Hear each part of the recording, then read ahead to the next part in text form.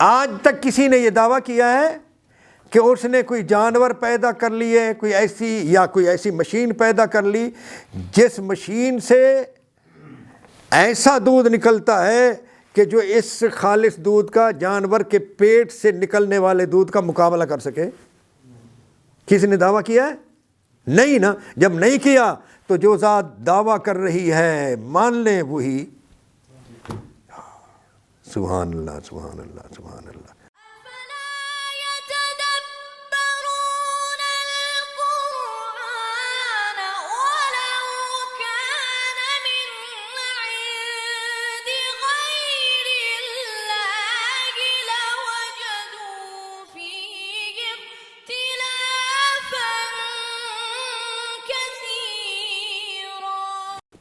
نحمده ونصلي ونسلم على سيدنا ومولانا محمد وعلى آله وأصحابه أجمعين، أما بعد فأعوذ بالله من الشيطان الرجيم، بسم الله الرحمن الرحيم، اللهم صل على سيدنا ومولانا محمد النبي الأمي وعلى آله وأصحابه وبارك وسلم۔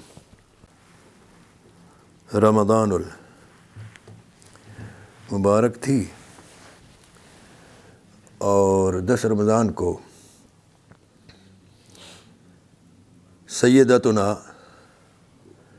خدیجۃ الکبریٰ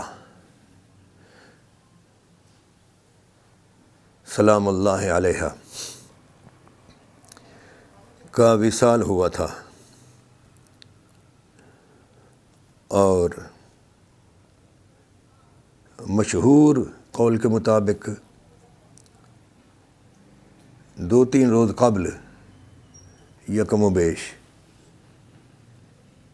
حضرت سیدنا ابو طالب رضی اللہ تعالی عنہ کا بھی انتقال ہوا تھا۔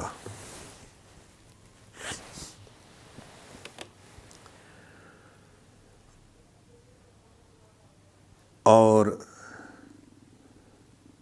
یہ دونوں ہستیاں میرے آقا کریم صلی اللہ علیہ وآلہ وسلم کے لیے اللہ تعالیٰ نے دنیا میں بہت بڑا سہارا بنائی تھی۔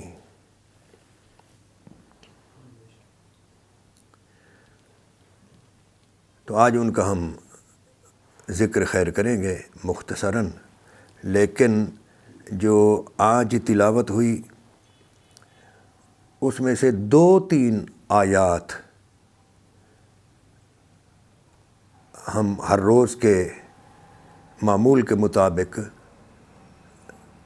عرض کریں گے، ان آیات کی تھوڑی سی تفسیر۔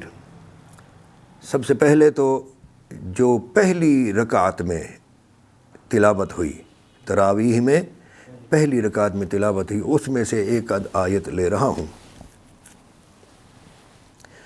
اللہ تعالیٰ نے فرمایا کہ اللہ ہے جس نے تمہارے لیے تمہارے نفسوں میں سے ایک جوڑا پیدا فرمایا، اور پھر ان سے بیٹے اور تم میں سے، یعنی اس جوڑے سے بیٹے اور نواسے پیدا کیے، بنینا وحفدتاً وَرَزَقَكُم مِّنَ الطَّيِّبَاتِ، اور اسی ذات نے تمہیں پاکیزہ چیزوں میں سے رزق دیا۔ أَفَبِالْبَاطِلِ يُؤْمِنُونَ وَبِنِعْمَةِ اللَّهِ يَكْفُرُونَ، کیا تم باطل کو مانتے ہو اور اللہ تعالیٰ کی نعمتوں کا انکار کرتے ہو؟ آج تک کسی نے یہ دعویٰ کیا ہے کہ انسانوں کو اس نے بیٹے اور پوتے دیے؟ بولیے کسی نے دعویٰ کیا ہے اللہ تعالیٰ کے سوا؟ تو جب اللہ تعالیٰ کے سوا کسی اور نے دعویٰ ہی نہیں کیا تو معلوم ہوا کہ یہ صرف اللہ تعالیٰ ہی دے سکتا ہے، اس کے سوا کوئی اور نہیں دے سکتا۔ تو جب یہ نعمتیں وہ دینے والا ہے تو پھر وحدہ لا شریک، واحد معبود بھی فقط وہی ہے۔ بلکہ اس سے پہلے اس نے یہاں یہ بھی فرمایا کہ وہ اللہ ہے جس نے تمہیں پیدا کیا، پھر وہ تمہیں وفات دے گا، اور تم میں سے وہ بعضوں کو وَمِنْكُمْ مَنْ يُرَدُّ إِلَىٰ أَرْذَلِ الْعُمُرِ، تم میں سے بعضوں کو ایسی ناکارہ عمر کی طرف لوٹا دیتا ہے کہ انسان سب کچھ جاننے کے باوجود کچھ بھی نہیں جانتا۔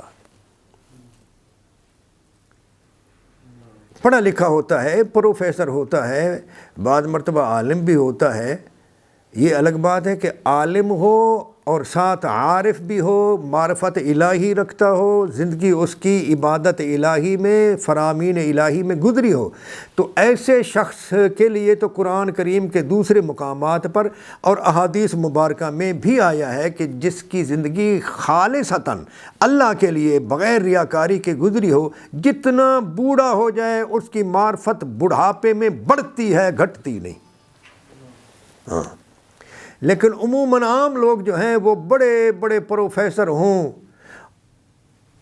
اور جتنی بڑی بڑی ڈگری ہولڈر ہوں، وہ ایسی عمر کی طرف پلٹا دیے جاتے ہیں، زیادہ اگر عمر پاتے ہیں، کہ سب کچھ جاننے کے باوجود پھر کچھ بھی نہیں جانتے۔ میں نے ایسے دنیا کے لحاظ سے بڑے بڑے لوگوں کو دیکھا ہے، خود دیکھا ہے کہ 20 سال پہلے وہ کیا تھے، لیکن 20 سال کے بعد جب ان کا بڑھاپا بہت زیادہ ہو گیا، 80 سے زیادہ عمر ہو گئی، اور تھے بہت امیر، اب بھی امیر تھے، لیکن ایسا ان پر کچھ نسیان طاری ہوا کہ وہ اپنے بیٹوں میں سے بعد بیٹوں کے نام بھول گئے۔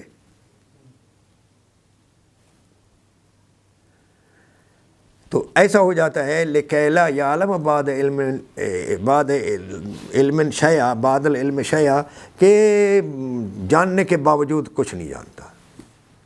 ڈاکٹر سے بیٹھے ہیں، سب حضرات تجربہ کر لیں، یہ کون فرما رہے ہیں؟ اس ذات نے فرمایا جس نے پیدا کیا، جو تمہیں وفات دیتا ہے، وہی تمہیں۔ ایسا کوئی انسان کر سکتا ہے؟ نہیں۔ اور کیا انسان ایسی کسی کی حالت کو روک سکتا ہے؟ تو مان لینا چاہیے جس ذات کے یہ دعوے ہیں وہی ذات وحدہ لا شریک ہے۔ ایک اور سادہ سی دلیل، لیکن اللہ تعالیٰ نے فرمایا، یہ سب جو ہم نے آج پڑھا، وَإِنَّ لَكُمْ فِي الْأَنْعَامِ لَعِبْرَةً، اے لوگوں تمہارے لیے جانوروں میں غور و خوض کرنے کا ایک مقام ہے۔ ہم نے تمہارے لیے جانوروں میں غور و خوض کرنے، فکر کرنے کا ایک مقام رکھا ہے۔ وہ کیا؟